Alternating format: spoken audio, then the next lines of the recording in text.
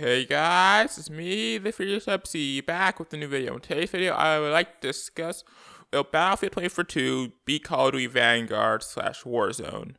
But before you guys are safe for joining my content, make sure you like, don't forget to subscribe, follow me on Twitter, and join my Discord. All links as always are in the description below. And let's get right into the video. In the past, there has been several reasons for Battlefield games to fail or had some sort of failures. And I've identified four main reasons why I believe Battlefield games tend to fail or lose players: lack of hype, bugs, hackers, and lack of content. First thing is lack of hype. Now, if you're never back to Battlefield 5, the main reason why this game died or never got a chance to start to begin with was the lack of hype.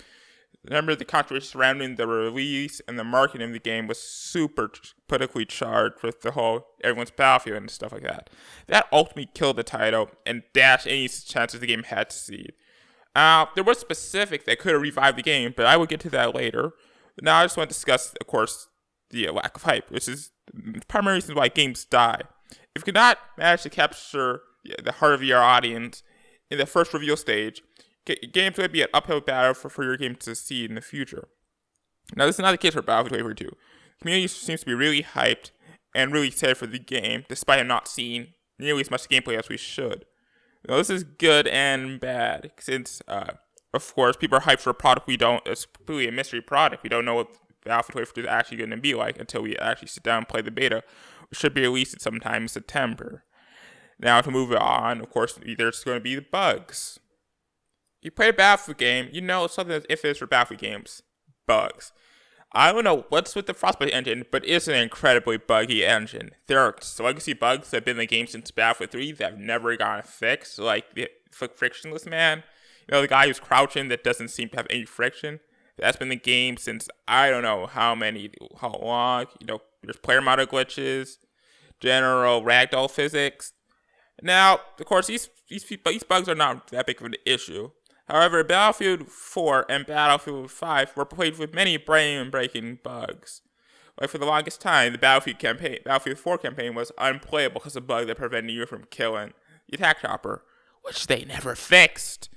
And, of course, Battlefield 4 was able to recover with DICE LA, I believe, fixing much of the game and releasing CTE, and able to get the game back on track, become a community favorite.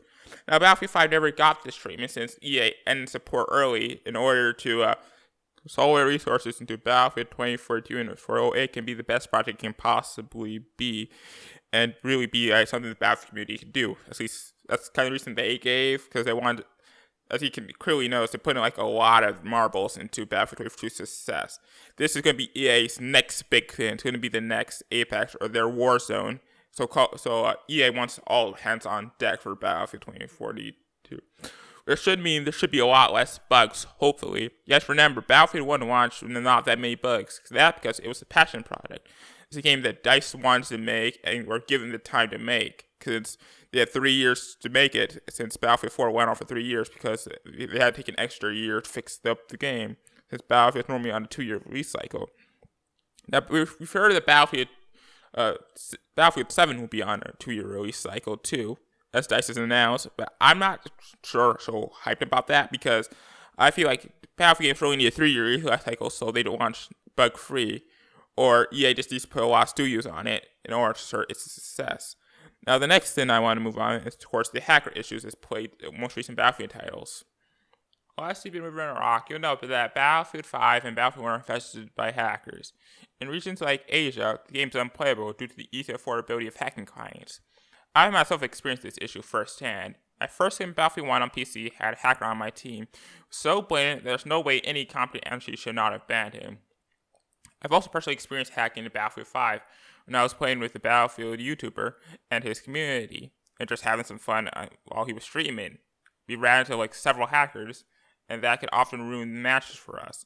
Many says that Battlefield 2042 might succeed outside of its core audience is interest from other content creators and players who are fed up with Call of Duty and hackers and the skill-based matchmaking, and want refuge from it.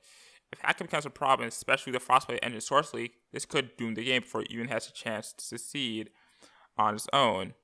To be fair, this isn't an issue unique to Battlefield series, as I mentioned earlier, Call of Duty is suffering from similar issues, and so are other So are other modern FPSs like Apex Legends and Rainbow Six Siege. All modern AAA FPSs have seemed to be struggling with this anti-cheat issue and the battle against hackers. And I just hope that the new anti-cheat is able to manage this issue, or worse comes to worse, we could just go to Battlefield Portals, which has community moderation tools. If you've been playing Battlefield 3 or Battlefield 4, you would know that the community moderation tools have allowed hackers to not exactly thrive on the platform. I myself been playing Battlefield 4 on PC for hundreds of hours, and I've never once run into a hacker. Due to community moderation rules, and communities tend to share hackers between each other, so hackers can't just go hop from server to server or just create a new account. Since once they start hacking, he's going to get banned, and other communities are going to pick him up and start banning him from their servers too. So community moderation tools are going to be really important for Battlefield 4's success and Battlefield 2042's success as a whole. So I just hope that Battlefield 2042 doesn't get as many hackers as Battlefield 1 or Battlefield 5, because I hate to see how the community is going to react to that. And next thing I want to talk about is, of course, the lack of content that plagued Battlefield 1 and Battlefield 5, and hopefully won't put Battlefield 2042. I feel like it's just an issue as important as the hacking issue, because content in this modern day and age is extremely important for a game's success. Now, Battlefield 1 and Battlefield 5 had terrible content cycles, or lacked meaningful content that actually hyped up the game. Now, Battlefield 1 had one of the most atrocious content release cycles. We would go months without content, or months without a peep from DICE and what they're doing. I think the span from the French DLC to the Russian DLC was about 6 months. That's 6 months without any new content, and a game that already lacked content to begin with. That was kind of infuriating. I quit the game because of Battlefield 1 for a while because of the complete lack of content. So did a lot of content creators. One of the major complaints with Battlefield 1 was that there wasn't any content outside the DLCs. I was extremely mad when they released the second half of the Russian DLCs and did not make them free to the player base. I mean, there's not a lot of content already inside the game, and they're just not going to release that content just to get to premium players. There's not a lot of content to Battlefield 1, to the point where I won't recommend anyone get the game unless you're going to purchase the DLC for Battlefield 1. And move on to Battlefield 5. Battlefield 1 had the polar opposite of this issue. While content dumps were more frequent, so they lacked any sort of substance or hype to get the community back to the game. Like when Warzone launches a new release season, it's like a big deal. People are speculating what the new season is going to be, what's it going to bring, how's it going to shake up the meta, and what's going to. I didn't see the same kind of reaction from the new seasons for Battlefield 5. This, of course, could have been because the lack of interest in Battlefield 5 to begin with.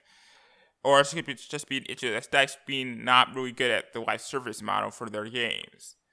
However, DICE eventually did find their fun with the Pacific DLC and Battlefront 2. And able to turn those games to something really amazing. However, by that time, EA was moving on to Battlefield 2042, and all those projects got canned in favor for full development of Battlefield 2042. So you've yet to fully realize what DICE could do with a live service game. Which, of course, is a worrying feature. But there's plenty of studios on this game, which could mean that they're trying to hammer in as much content for post-game, so DICE doesn't have to stress as much and have to grind as much to release new content at the same rates that Call of Duty can do, because Call of Duty, of course, is a much larger studio. It can pump out content much faster than anything DICE can do, since, of course, they have multiple studios working on different games at any given time. So what this means is that Battlefield 2042 seemingly should have a lot of content due to how many studios are on it. However, we do not know this for a fact. So this part of the video, I'm going to say this is going to be like a wait and see. We're not going to be able to see this at launch as evident. But we should be able to look back at this and see oh, this game had plenty of content, or if this game really failed to live up to the live service model that they have promised us. But yeah, guys, I think I'm done with my rambles. If you're enjoying my content, which you like, don't forget to subscribe, follow me on Twitter, and join the Discord. Links as always in the description below. And the face MC, and peace.